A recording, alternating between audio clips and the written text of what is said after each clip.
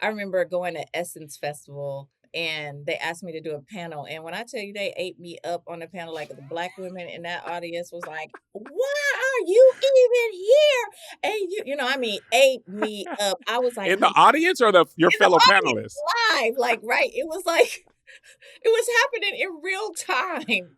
And I was Oh, just like,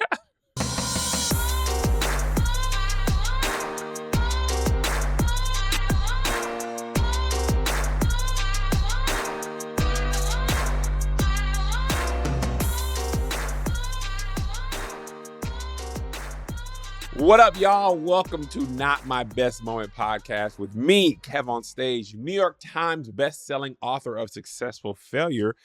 Here is a podcast where I talk to my friends, artists, entertainers, athletes, and today, executives about things that they failed at, mistakes they made, how they learned, how they grew, and what made them who they are. Today, we have executive and creator of Basketball Wives, Shaunie Henderson, founder and CEO of Amira Inc., which is a production company behind Basketball Wives, EP of Shaunie and Keon's Destination I Do, EP creator writer of Shaunie's Home Court, first lady of Lighthouse Church in Houston, co-host of Grown and Growing web series and podcast with Keon Henderson, author of Undefeated, Changing the Rules and Winning on My Terms. Enough, Shaunie, enough. That's you. There's more things. We get it. We got it. You're amazing. You're decorated. Everybody knows that. We are here to first welcome you to the show. Clap, clap, clap, clap, thank you clap. so much. Thank you for having me. And here to clear the air and let people know. Now, I got to tell you, Shaunie, some of the things that I found in my research that your team sent over was a surprise to me. I Really? did not know. Yes, I knew you created Basketball Wives, Okay. but I didn't know how difficult it was for you. Let us know about that journey, because to me, it was much more different than I thought. Yeah. Well, Basketball Wives was really created in a moment of uncertainty and desperation in my life. I was divorcing and nobody knew it. But I was preparing to divorce and I just didn't have any stability. Um, I was not one of those wives that was saving for a rainy day just out of pure, thinking this was forever. And I didn't have a Mm. reason to, in my mind. I didn't have a reason to. And so I literally left my marriage with nothing but hopes that things would be okay until a judge said it would be okay. Mm. God knows how long that could take.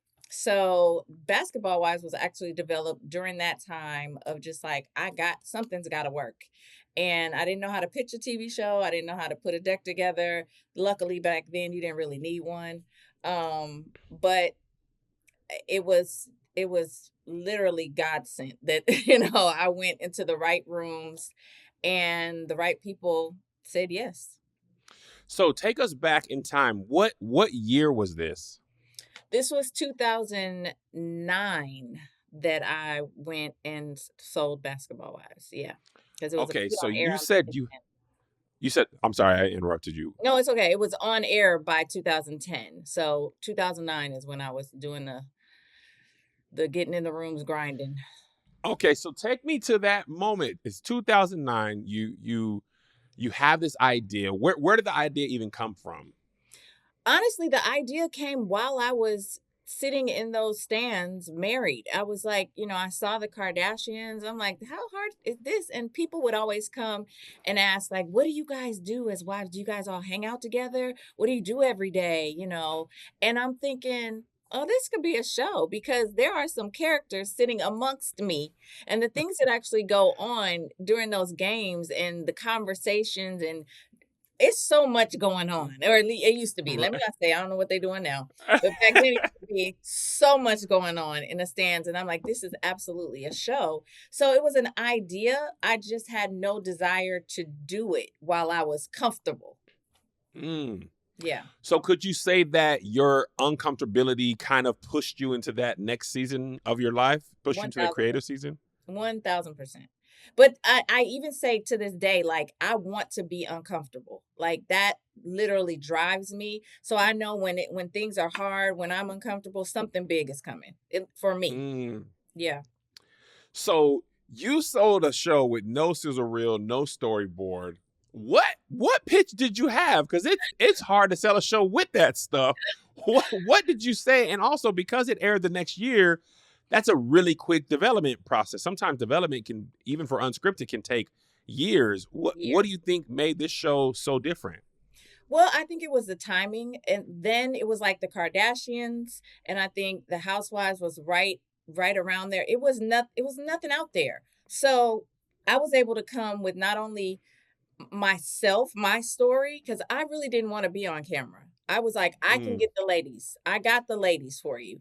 And I had a few already that I had talked to. So I was like, I got this person, this maybe like 3 or 4 ladies I had. And I was like, after that, it's easy because it's like word of mouth. They just believed me. And mm. I did really did come with 3 or 4 ladies. I didn't lie. But when I tell you, those 3 or 4 ladies came through with the friend, oh, I got a friend that's da da da da da and dating this person. It was super easy, but getting in the rooms was just like word of mouth, like people along the way. While I was married to Shaquille, I did like Access Hollywood. I did little things where I met a lot of people, as you can imagine. So it was like making those phone calls and just saying, hey, I have an idea. What do I do? Who do I talk to? Somebody would hand me off, got handed off a few times to different people and just gotten the right. I remember going to Mark Burnett's office. Oh Mark wow. Burnett is not even interested in anything like that, right? But I knew he was the reality world He's guru. Survivor, right? Yeah, He yeah, produced yeah. Survivor. It's not even this concept. So his people were able to lead me to the next folks. So So did you even have like an agent or manager at this time? nothing. No. You was out here in Hollywood solo dolo. Solo dolo making phone calls. I had one of my best friends. I would give her numbers, like call this person, see if we can get, a meeting. So by myself, no agent, no manager, nothing. Cause I literally, to be honest, was kind of moving in secret because I didn't want my ex to sabotage it. Cause I was like, Oh oh, if he finds out I'm doing this, he might try to destroy it. I don't know. We yeah. weren't in a good space then. So I was secretly having these meetings. So I didn't want to connect with too many people besides the people that I thought could get me to the next space. So let me ask this. What in your life gave you the confidence that you could like just burst into a totally new industry? Was there something that you did when you were younger, creative in college, that made you feel like I can make a TV show? Because usually people work their way up, but it seems like you were just like, I got this idea, I'm gonna make it happen. Yeah, I can't say that there was a thing, but I grew up in a household where my father spoke life into us Mm. consistently. I mean, from a little girl, I remember my dad telling me, "You're special. You're not like anybody else. You can do anything you want to do." And I know that's typical, right? Parents tell, but my dad, it when I tell you it was a practice, like he literally was like, yeah, you're gonna go in that room and you're gonna dominate. Like, don't leave that room without meeting somebody you didn't know, introducing yourself, making an impact, make them remember you when you leave. So I think that confidence was just kind of built in me. And it didn't even cross my mind that I don't know what I'm doing. It was more so like I gotta make this happen. This is going to happen. I'm gonna have the right conversation with the right person somewhere. And if it's 20 conversations, that's what I'm gonna do. It didn't cross my mind that I couldn't do it. It really didn't. I love that because I think a lot of times people think you have to have all the answers and everything figured out and all the right people and teams. And you like, I don't know if you've seen the movie Collateral, but Jamie Foxx's character is Yeah. like talking about I got to get the insurance, and Tom Cruise is just like, man, you ain't finna do nothing, man. Shut up. You if you was gonna do it, you would have done it. But I think what you're touching on is those things are important, but the most important thing is will. Yeah. Like, I'm just not gonna be told no. This industry leads the league in telling people no, no pun intended. And you just weren't gonna take no for an answer. How many pitches? Do you remember how many pitches you had to take before you got any traction? I'm gonna go. It was probably maybe 5 or 6. But when I tell you out of those 5 or 6, at least 4 to 5 wanted it. It was like a little battle there, which I was like, oh, Little bitty okay. war. So yeah, I got maybe one or two no's, and I know this is like a Cinderella story. Yeah. Trust me, it has never happened again in my career. It has not. I have. It's never been this easy ever again for anything else I've ever done. So this is a once in a lifetime testimony. Okay, but thank God because it had to work at that time in Mm. my life. It had to work. So I just think I was living right. I don't know. I don't know what it was. I don't know. So actually, I that's interesting. So you had, by all accounts, instant success, at least with getting the show picked up. And you said it hasn't been like that after. Has that been difficult for you to have like basically almost a quick pitch to air scenario and then everything else not falling down? Has that been discouraging? Because it's been a long time you've been in this business. Has it been like, God, dog, man, when I did Basketball Wives, this was easy? At first it was. I think watching the industry change so much from the time I came in. Like I said, you didn't need a deck and a pitch really back then. They didn't even look for a storyboard. It was like, "Just tell us what it is. You can go in Mm. there and verbally give them this pitch." And they were just like, okay, now it's like, I you can't know, even so, imagine that. oh, it was no, when I tell you no paperwork, no, hey, let's watch this. I did a sizzle, none of that. But now, just watching the industry change, and I think I go in with no expectations now. It's kind of Mm. like, they'll tell you what they're looking for. I know you know this. They're gonna say, "Oh, this is Mhm. what we're looking for." You get in the meeting, and they're like, "That's not quite what we're into right now." It's like, well, yesterday you just said, Yeah. So I think now I just go in with very low expectations in Hollywood of what is working and what's not, and pray for the best because I don't think these folks know what they want. So you quickly, I mean, you did it feel like you were like trial by fire figuring out? I imagine you were the showrunner of this, or did you hire a showrunner? No, hired a show, and so I teamed up with a production company. At the time, it was Shed Media, and they hired a 'cause Kev, I knew nothing. Like, I a showrunner, what is that? Like, what do you mean? What does he or she do? Didn't know anything about television, anything about reality TV, and like I said, I did work with Access Hollywood, but I had a producer and a cameraman, just out Yeah. on the red carpet. So it was like I didn't know the ins and outs. I didn't know the verbiage, none of that. So I needed help in that space. So I partnered with Shed Media. They did all of that, thankfully. And I was learning in real time. I had no clue what I was doing. And then in the midst of got thrown into the cast. So I became talent too. So it was a process. I mean, I learned so much over the years, even like I couldn't remain really friends and executive producer with cast members. Mm. That was a no-no. But it took years for me to get that one under control. I was like, everybody's family and I love everybody. And then it would just turn on me in a heartbeat when a storyline went to the left? What was that like realizing the boss can't be the friend? That was tough. That was tough because I think I realized it in a moment that it was people that I had known for years, like prior to the show, but everybody can't be in that space. I will say this, Evelyn Lozada is one of the people that was able to stay my friend and respect the executive. She did not expect me to share with her what was going on in other scenes and what was Mhm. edited, what wasn't. She didn't have those expectations and respected the space. But everybody wasn't able to do that. So when I wasn't sharing, it was like, well, what kind of friend are you?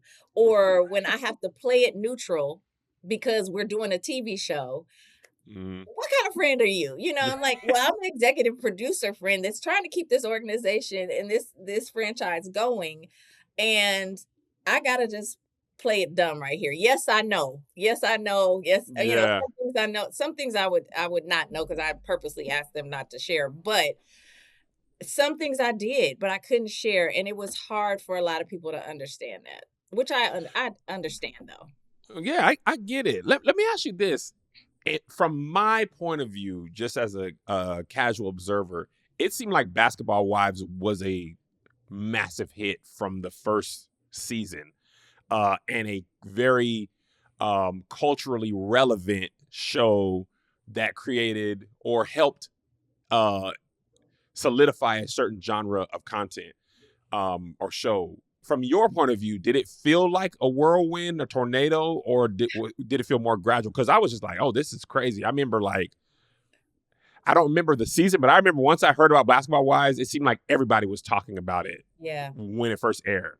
Yeah, it was a tornado. It really was because I because figured. it was like in my mind, we were just some friends getting together. We would go to lunch, we would gossip, we Hmm. would have a good girls' time. That's what the TV show was, right? In Right. my mind.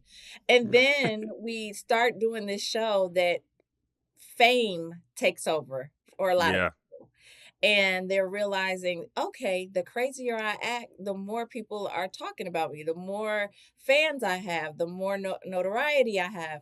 So that started to take over, and you are sitting in real time, like, hey, y'all, remember we was just lunching and shopping and gossiping and having a good time. What is going on here?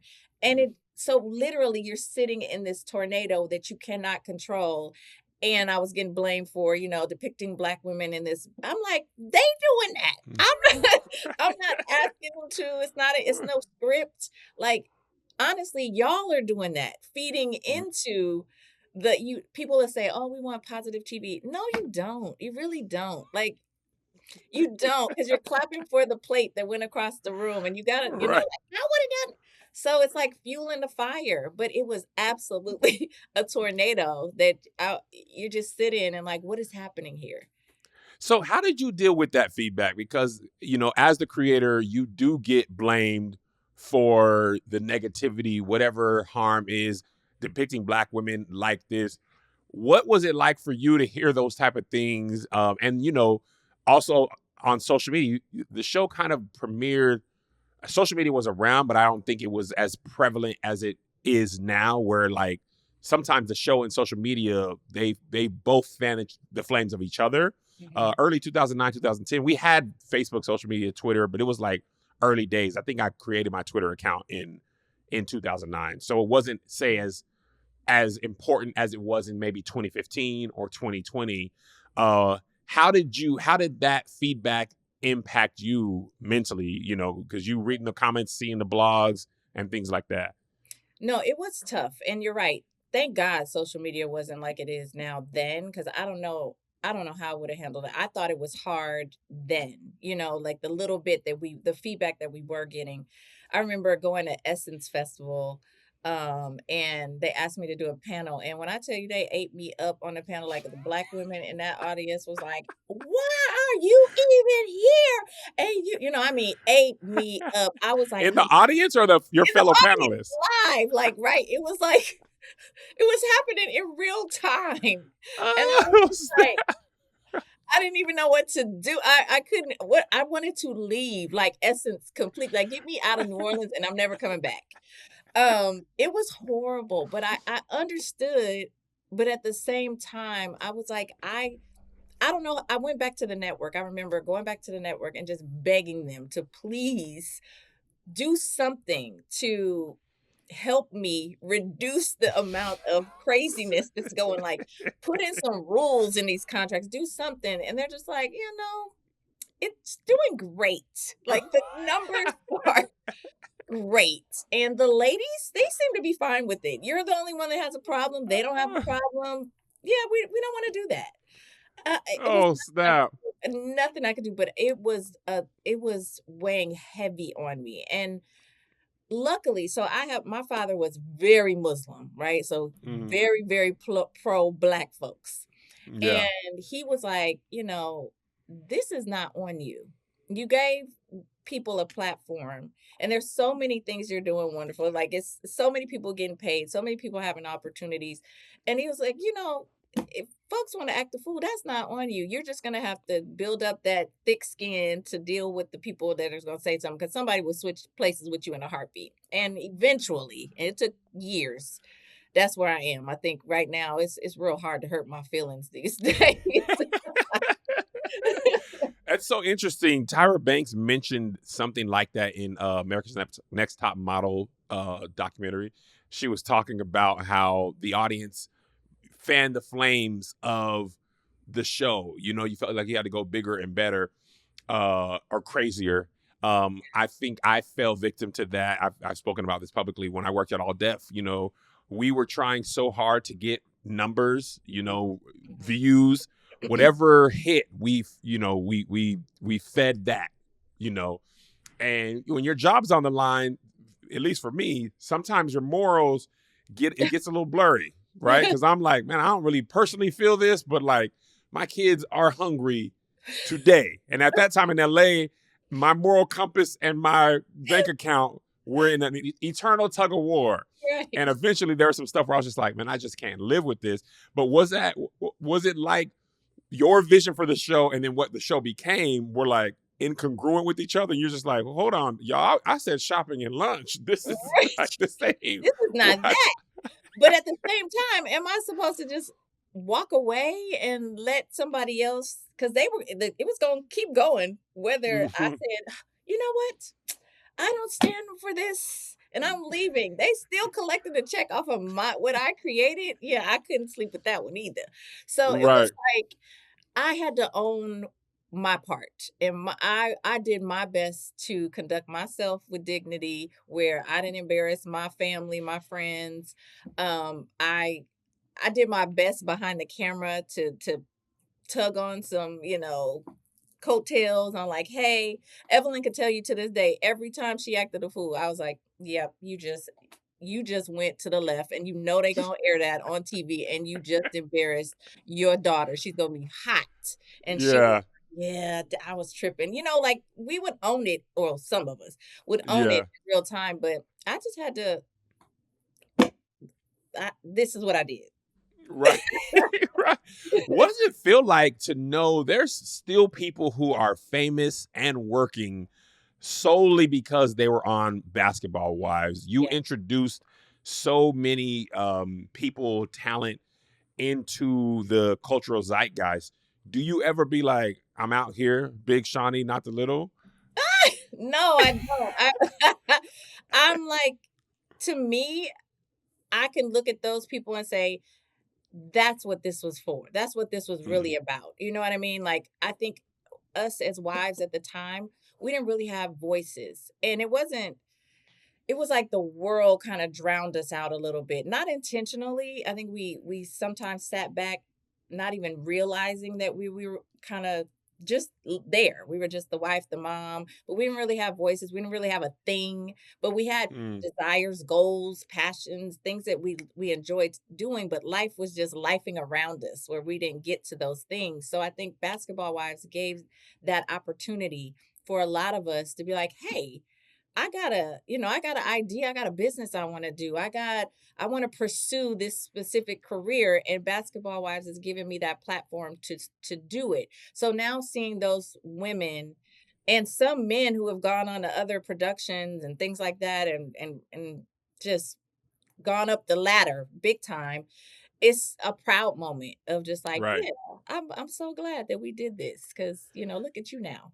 Yeah. I mean, and listen, it aired for 12 seasons over 15 years. Yeah, Anybody in any level of entertainment knows 5 seasons is a lot. 10 yeah, is almost unheard of. 12 is like not that many shows have 12 seasons, 12 cycles of anything. And you let it go. yeah. You decided to sunset it. What made you be like, I gotta move on from this? It was a few things. I think where TV is going, I don't know how much longer we would have survived anyway.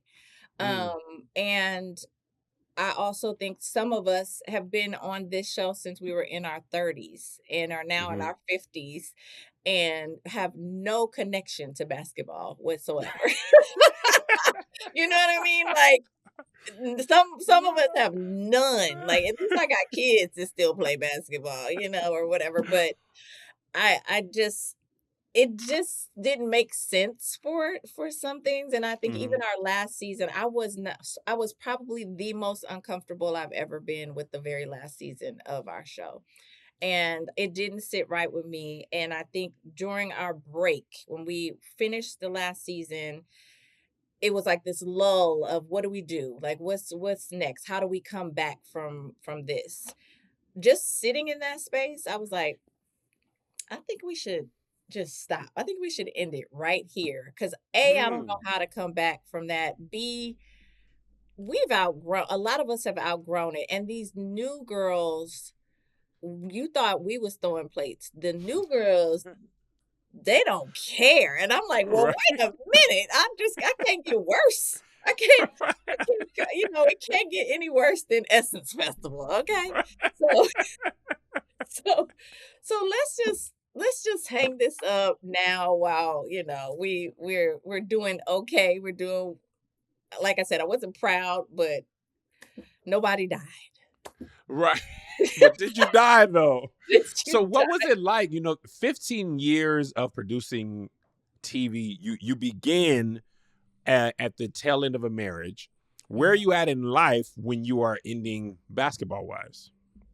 Um, in life, I think I am definitely in a brand new space. I'm more calm, intentional, very intentional space in life. Now that I'm remarried and first lady of a church, it just my I don't know, my goals and aspirations are just different. I want to intentionally have peace with what I do and what I'm a part Mm. of.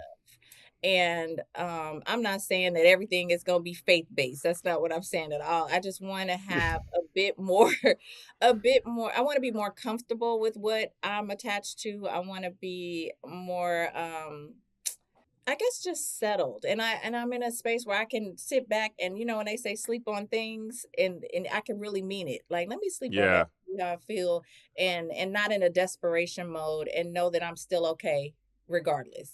If I Right. decide good, if I don't. So yeah, I guess it's just a more intentional, grown up space. So what about tell me about the transition from end of a marriage, start of a new career, to single, beginning of a new career, to remarried, end of a career. Like you've Mhm. got these like this one thing is sunsetting and beginning, and then at the same time, this other thing is coming. Like you, it doesn't seem like over the last 15 years you've had any Stability. plateau.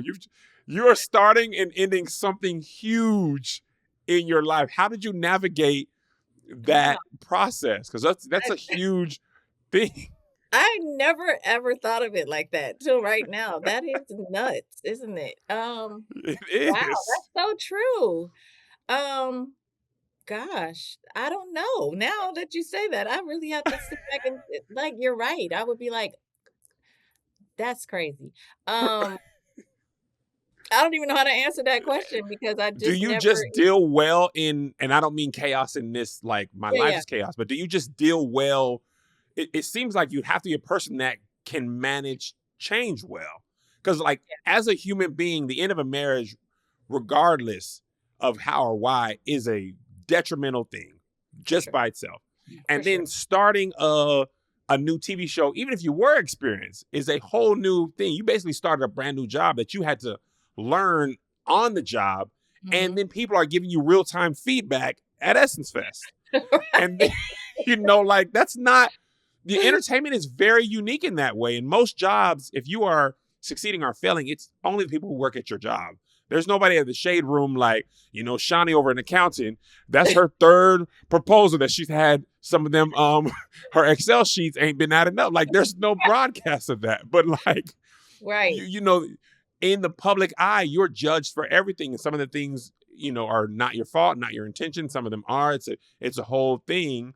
And you'd been in the public eye before, but now you are like eye of the hurricane public Yeah. eye, like, oh no, it's you, Shaunie. You Yeah. created the show. You made the people do that. Like, if you're not used to that, that's a burden to carry. No, it absolutely is. And like I said, it was super tough. It is still tough to hear. I think I've just become so used to it and know that it's not, I know that I know what I did, and I sleep well at night knowing that I've never asked anybody to do anything crazy ever and never would. That's just not who I am. But I guess I do deal well with change. I Mm, do enjoy being uncomfortable because I think that that's where my best and most creative ideas come from.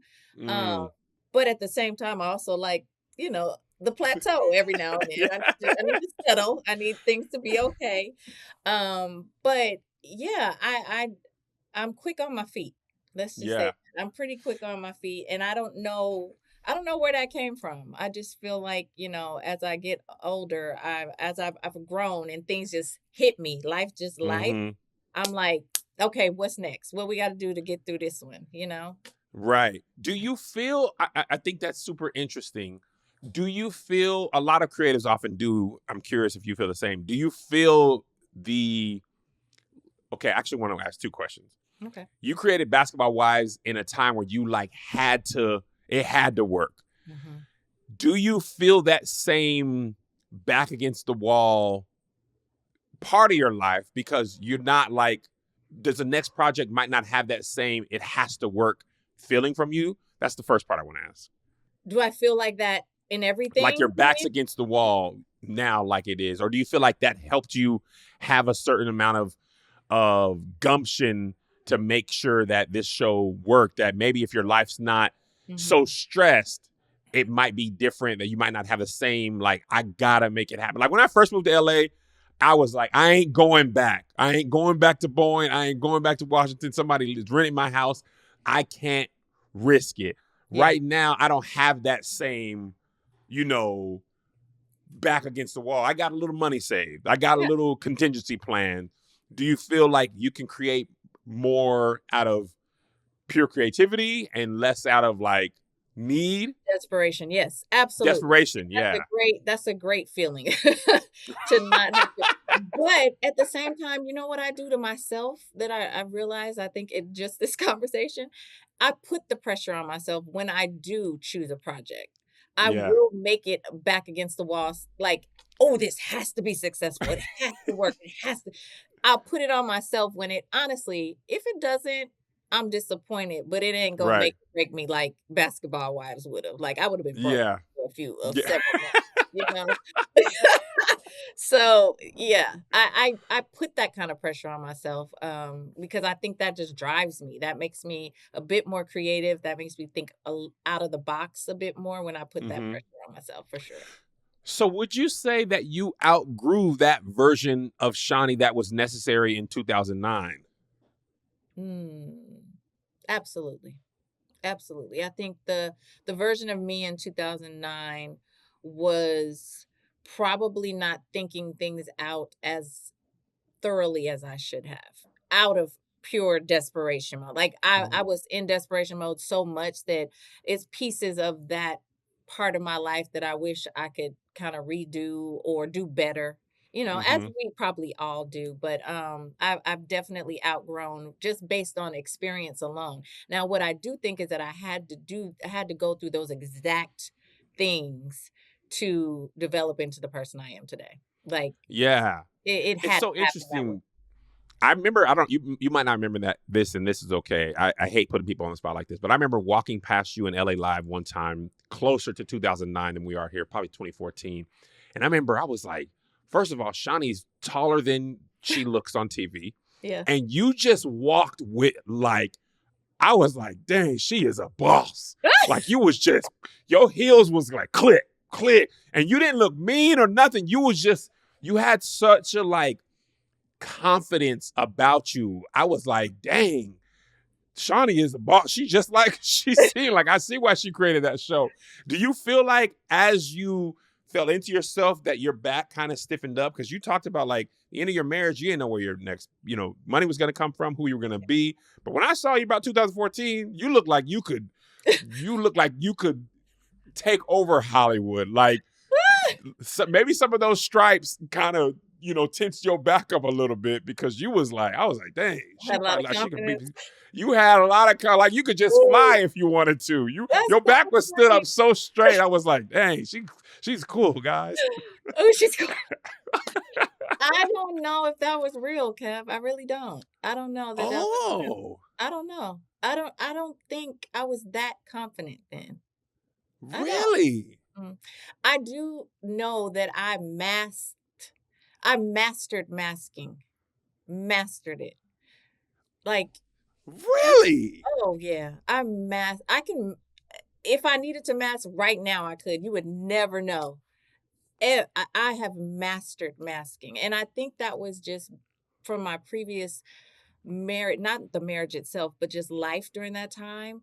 I had so much that I wanted to do, and I was a mom of five, and I just kind of, but I never wanted anybody to know I was breaking on the inside, or Mm, like so unhappy on the inside that I showed up to every game smiling, everything shining. The kids was clean and everything was perfect. right. The house, we go cook, everything's literally on the inside falling to pieces. I had mastered that.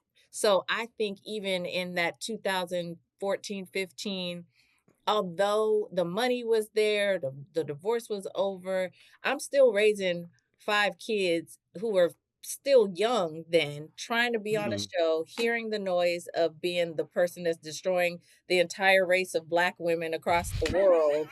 Um, and just for the first time as a real grown woman running my entire household, bills, like you just understanding that this is the first time I'm paying my own bills and like structuring what budgets looks like and things like Yeah. I'm figuring life out as an adult and right now. So when you saw me walking, I'm sure I was not the person that I appeared to be on the inside. That is so interesting to Yeah, me. I think that I'm sure a lot of people listening or watching can relate to that. You yeah, sometimes, especially as Black people in America, you just gotta grin and bear it. You gotta yeah, figure a way through that day, that meeting, that microaggression, whatever. I think something you said is really interesting.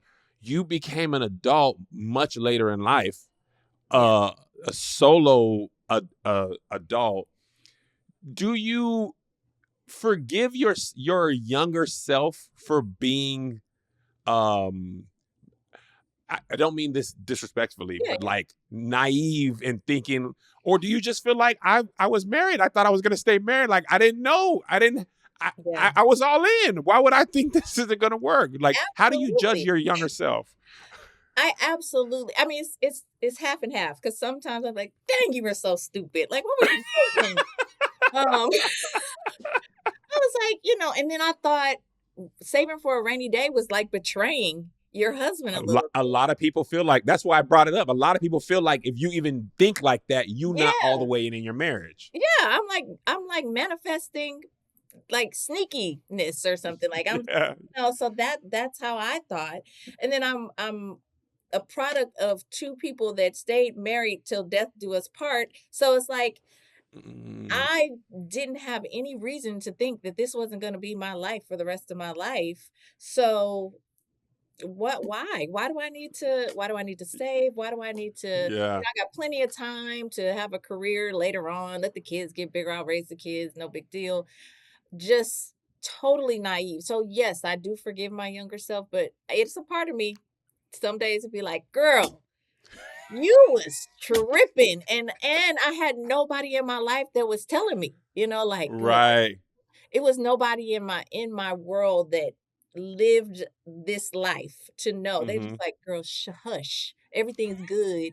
Be quiet, sit still, and live," you know? Yeah. Yeah, I get that. I get that. And I think, you know, your parents' marriage, regardless of how it turns out, has a huge impact on how you see marriage. If Yes. they had a rocky relationship, you either gonna be like, oh, this is how things are, or I'm not gonna be like that. If they were Right. married till death do you part, then you like, I anticipate. My wife says all the time, like her parents' divorce when we were less than 5 years married had a tremendous impact. She was like, they supposed to be married forever. If they get divorced, and they both saved, then it's only a matter of time for us. Like, and my mom was remarried, so I was blessed with my stepfather who taught me how to be a man, but we both are seeing the world through the world as it was presented to us. Yeah. And then kind of make an adjustment. I want to touch on this before we have to let you go. This 40 minutes so far went by really quick. It did. You went from a very famous relationship to becoming a very famous person on your own. And then the pastor you married in our community, you are now a famous person in another relationship. So were you like, oh my God? Because Shaunie Henderson, he's one of them pastors that is very well known in the Black church community, has gone viral for good and bad, unintentional and intentional. Yeah. I like Shaunie, but anybody of visibility, when you get that visible, you're going to step on some toes. It's impossible. Were you like, oh my God, here I am again? And did you find the Black church? Because we got stuff to say too. We Essence again, and we going to be at Essence as well. Woo. And we going to have they might be tougher than Essence, okay? I honestly, like, when I met Shaunie, I didn't feel like the world knew who he was the way it is now. Now I'm like, wait a minute, was I? Maybe because I wasn't in church like that. That I was like, oh, don't nobody know him like that. This is good. This is That's good. hilarious. Then I got over here like, oh Lord, wait a minute. This is too much. And when I tell you they worse than Essence. I don't doubt that at all. Listen, the other day I posted something about how I love people, and I do, but I don't like everybody, right? Right. That is not biblical. Ma'am, I don't recall ever saying it was. This don't have nothing to do with the Bible. I am not the pastor. Yes, I am the pastor's wife. Right. I did not come on here and say I had a sermon or a word for you. Right. I'm sharing this is my personal thoughts. Nobody said nothing about the Bible, but that's just everything has to be so holy and so spiritual, and everything is not. So it's just like, where's the balance? That's what and I'm no person to come into the church and start this new thing, but at the same time, I'm like, we as Christians should be able to ask questions, and we should be able to voice real life situations and real life feelings, and even talk about them and challenge them. Like, we're all just trying to be better every day. It's no script. They got a script. Yeah. You know what I mean? Yes. And it's just like, that's intimidating. Like, you run people off by thinking that there is a script you got to follow to believe in God, to be a Christian, to be in this religious space. There's this script that somebody wrote, and if you don't follow it, then you ain't one. Like, that's crazy. That's crazy. So how do you even I'm sorry, you said you feel like a rebel? I am a rebel. I tell my husband all the time, I'm gonna just be quiet because they're gonna be mad at me.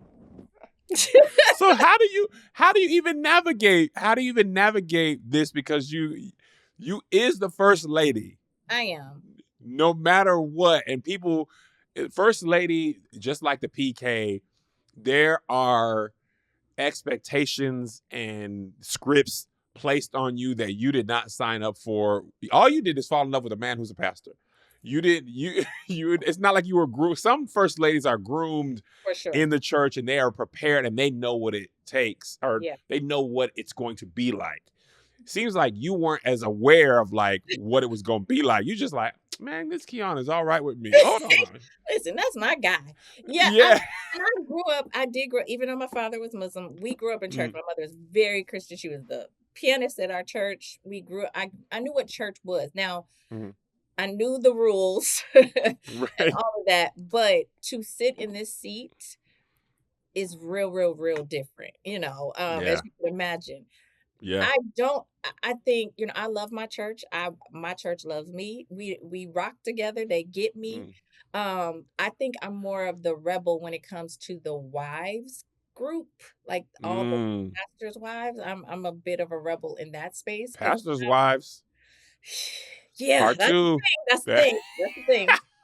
But It's a different space a little bit, but to be Yeah. honest, I it was a panel I was on with some other first ladies, and I guess they were other women pastors, and I am not. But I was on Mm, this panel and they kinda this was when I was new too. So they kinda mm. stepped me up a little bit and tried to get on me low key about basketball wives, a little bit of shade, right? And they're just Uh-huh. like, and you just it's just ungodly. And the ladies, what do you think about the ladies, doing what they do? And you as a pastor's wife. And I said, well, here's the thing. What I've noticed is coming around these circles, it's very similar. Like it honestly is very similar. The difference is those ladies get a check for acting a fool, and these ladies are doing it for free. And Shaunie, you did not say that on the panel. I did and never got invited back. You said it's the I did. same. I did because it was like in the midst of that 24 hours I was there, it was so many mean girls around. Like, I'm like, ain't y'all supposed to be what? Like, everybody's supposed to be nice and hug and mean it. Like, that's what we supposed to be doing. It was the mean girl experience was real, and I'm not saying that's everybody. I've met some For amazing sure. first ladies and women in this space that pastor, and I mean, amazing. But there are some mean girls that could absolutely have a show and get And let me tell you what, Shaunie, I would tune in. I might have a podcast to review Pastors Wife. I watched Preachers of LA. I was like, hello. finally, we got our turn. I watched the when Kiara Sheard and them had a TV show, The Clarks. I was watching that when JD Drew said hell, and they was like, you ain't gonna cuss in my house. I was like, finally, the type of drama that is right up my alley. But I it's listen, real. People are human. You know what I mean? Like there is a balance. Everybody is not, these are human beings that are chosen by God to speak a word, but they're not perfect. And they should not be expected to be perfect. But the world just wants to put them on this pedestal yeah, and they can't live. And then when they do live, it's like, oh, the church, yes. it's just, I wish people would understand. They're human. We're all I human. love that. I Yeah. love that so, so, so much. This is why I be a comedian. I let the pastors do the pastoring because y'all not finna make my life live in hell. Hello.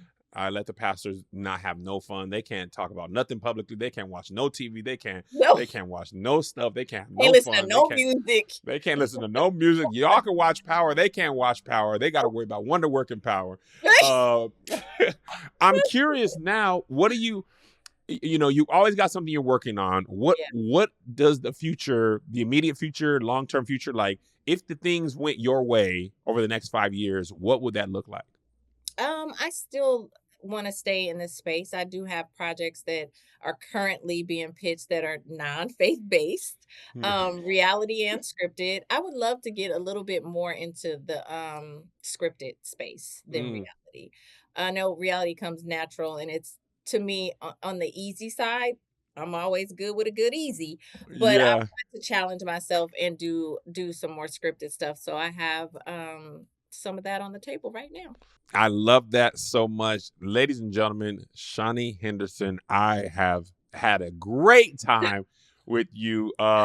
Before we let you go, let the people know where they can find you, anything that you want to direct them to. Please, the floor is yours. Well, my husband and I have a tour called the NYT Tour, and it is a little bit of where culture and faith balance each other, right? So you get a little bit of me talking about what I just talked about with you Yeah. and balance in life, and then you'll get my husband with a coming through with a word. Our music ministry comes and turns it out. So we're going from city to city. I think we're in Houston for the rodeo next month, and then we are New York, Chicago. So check out notyourtypicaltour.org and come to a city near us. And of course, Instagram, I am Shaunie. Come talk to me, chat with me. I probably say some crazy stuff. Thank you so much for having me. I really Of appreciate it. course. This was great. Ladies and gentlemen, Shaunie Henderson, please follow her. Thank you so much. And we will see you guys next week on Real Preachers Wives of LA Basketball Church. Oh, wow. Hilarious. All right, guys, we'll see you next week. Bye.